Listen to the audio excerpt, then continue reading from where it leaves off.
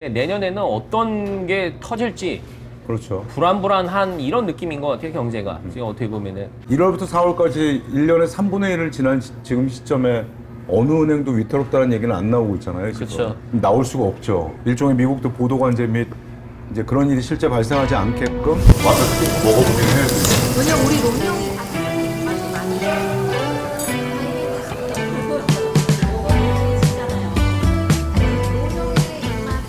블루스에서 제일 맛있는 돼지갈비 정말 찐 맛집이에요. automatic the way you pull me a little closer with us ain't no word it on it it's like a movie scene I've seen before 론영님, 그 캘리포니아에 얼마 전 기사가 최저 시급이 장난이 아니에요, 이제.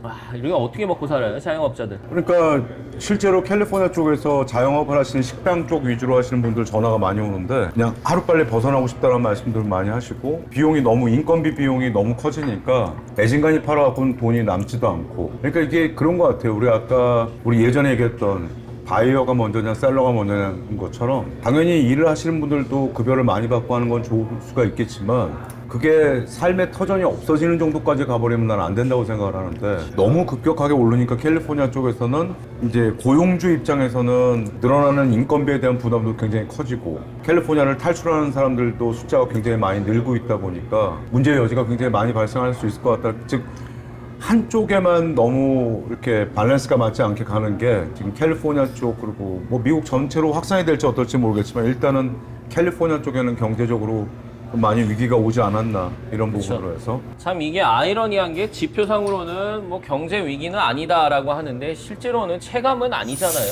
올해에 예정돼 있던 커머셜 빌딩들은 5년에 한 번씩 이제 재용자를 받게 돼 있는데 그러니까 재용자를 받아야 되는 용자들의 규모가 상당히 아주 컸는데 1월부터 4월까지 1년에 3분의 1을 지난 지금 시점에 어느 은행도 위태롭다는 얘기는 안 나오고 있잖아요. 지금. 그쵸. 나올 수가 없죠. 일종의 미국도 보도관제 및 이제 그런 일이 실제 발생하지 않게끔 미리미리 조치를 취하고 있으니까 그런데 내년에 대통령 선거가 끝나고 내년을 시작했을 때 이게 한꺼번에 몰릴 경우에는 상당히 좀 여파가 불안하네요. 미국 경제에 네. 큰 부담이 되지 않을까 그래서 약간 좀 시한폭탄을 계속 안고 미루고 그렇죠. 가고 이렇게 온도 조절을 해가면서 가는 느낌?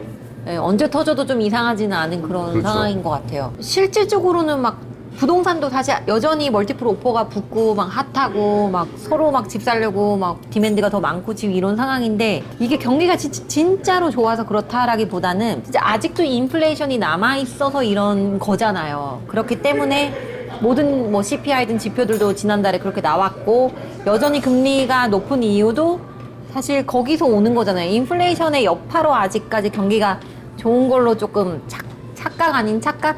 뭐 그렇게 느껴지는 거니까 이게 조금 언제쯤 캄다운 될지도 너무 궁금하고 또 그래야지 언제쯤 또 이자가 또 내려가야 또 우리 바이어 분들이 또 집을 사시기에도 훨씬 좋을지 솔직히 너무 궁금해요. 근데 뭐 일단은 대통령 선거가 가까워질수록 조금 더 가시적인 그러니까 출구 전략이 나오지 않을까 보고 있어요. 모기지 이자는 채권 가격 따라서 이자가 변하는 건데 채권의 가격을 영향을 주는 여러 가지 요소 중에서 미국 정부의 재정 지출은 막을 수가 없는 상태고 지금 계속 늘어나고 있으니까 옐렌 재무부 장관이 채권을 바이백하겠다라는 얘기를 발표를 했어요. 이 바이백이라는 건 뭐냐면 이슈했던 채권을 자기네가 사들인다는 얘기죠. 그럼 가격이 안 떨어지겠죠. 나라가 사들이는 거니까.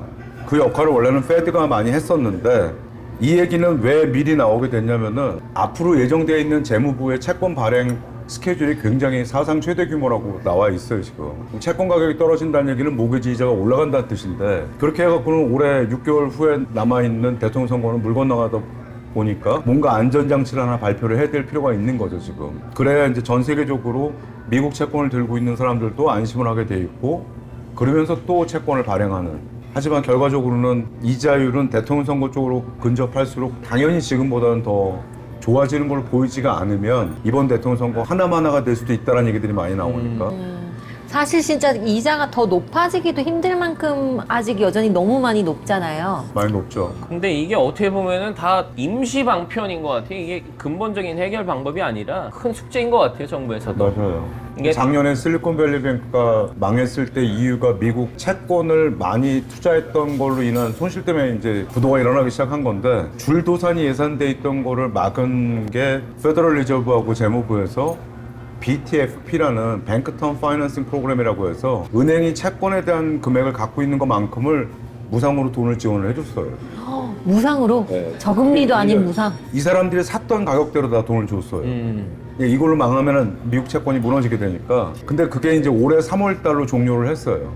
왜냐면 돈을 빌려줬더니 은행들이 그 돈을 다른 데다 쓰고. 그쵸, 안정화하는 네. 데다 쓴 게 아니라 이 돈 갖고 돈놀이를 하니까 네.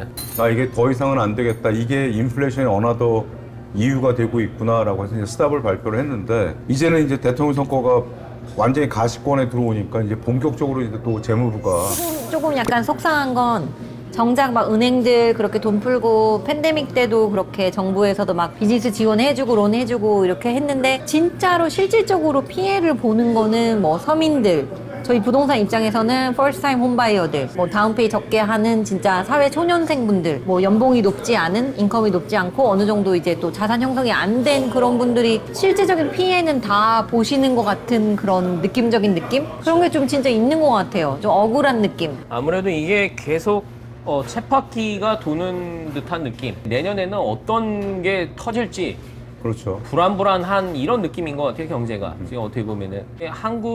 한국은행 관계자를 얼마 전에 뵀었는데, 한국은행들은 사실 뭐 이런 오피스 공실이라든지 이런 거 대비해서 큰 이런 자금이 안 나가다 보니까 보통은 저희가 한국은행에서는 자영업자 분들에게 대출이 많이 나가다 보니까 그렇죠. 직접적인 영향은 없다고 하지만 좀 아까 저희가 말씀하신 대로 그 인건비들이 많이 오르니까 자영업자들 또한 많이 힘들죠. 네, 많이 힘드니까 직간접적으로 영향은 있다고 하시더라고요. 네. 그럴 이- 수밖에 없는 상황일 거니까.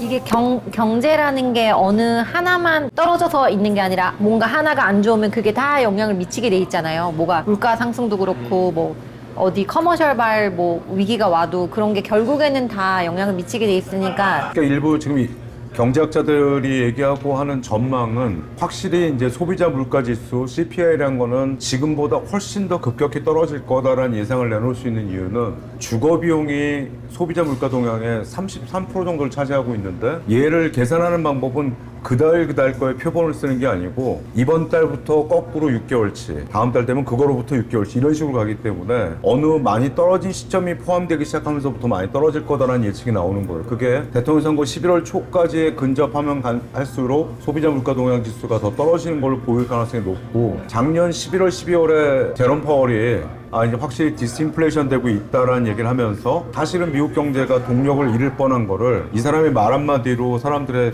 투자 심리를 더 많이 끌어모았죠. 그 1, 2, 3월 달에 주식 막 난리 나고 막 그렇죠. 그래서 금리를 이제 조만간 떨어뜨릴 거다 하니까 비트코인이나 이런 현물, 금이나 이런 쪽 자산 가치가 막 급속히 올랐다가 너무 핫해지니까 늦출 수도 있어. 이런 식으로 이제 줄다리기를 하고 있긴 한데 사실은 감춰져 있는 것 중에 가장 클 수 있는 거는 상업용 부동산 쪽에 대한 리스크가 사실 제일 크다고 봐야겠죠, 지금은. 그렇죠.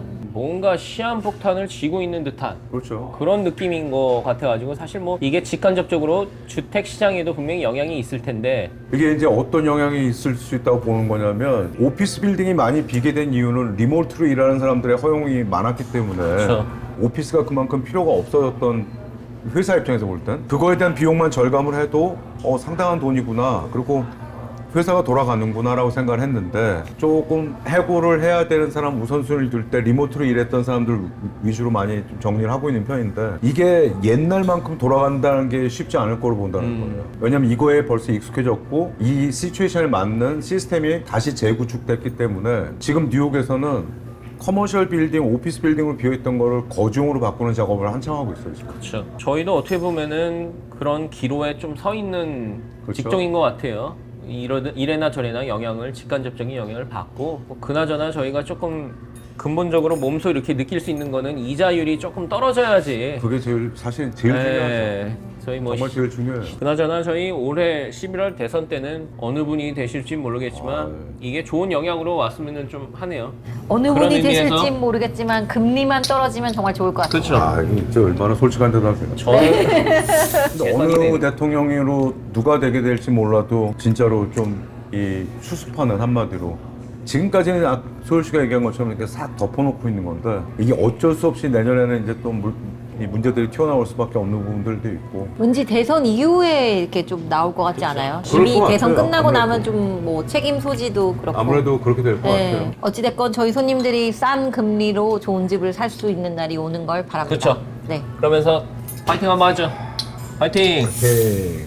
저희 G프로 늘 스튜디오에서 이렇게 찾아뵀는데 이번에는 색다르게 서울갈비에서 이렇게 제작 지원을 해주셔가지고 맛있게 음식도 먹으면서 이렇게 촬영을 해봤습니다. 저희 늘 찾아뵀던 저희 스튜디오에서 또 좋은 영상으로 찾아뵈니까 저희 영상 구독과 좋아요 잊지 마시고 영상 보시고 또 갈비 생각나시면은 갈비가 맛있는 서울갈비 오셔가지고 저희 G프로 보고 오셨다고 언급 한번 하시면은 사장님이 서비스 팍팍 주신답니다. 또 나중에 또 좋은 영상으로 찾아뵙겠습니다. 감사합니다.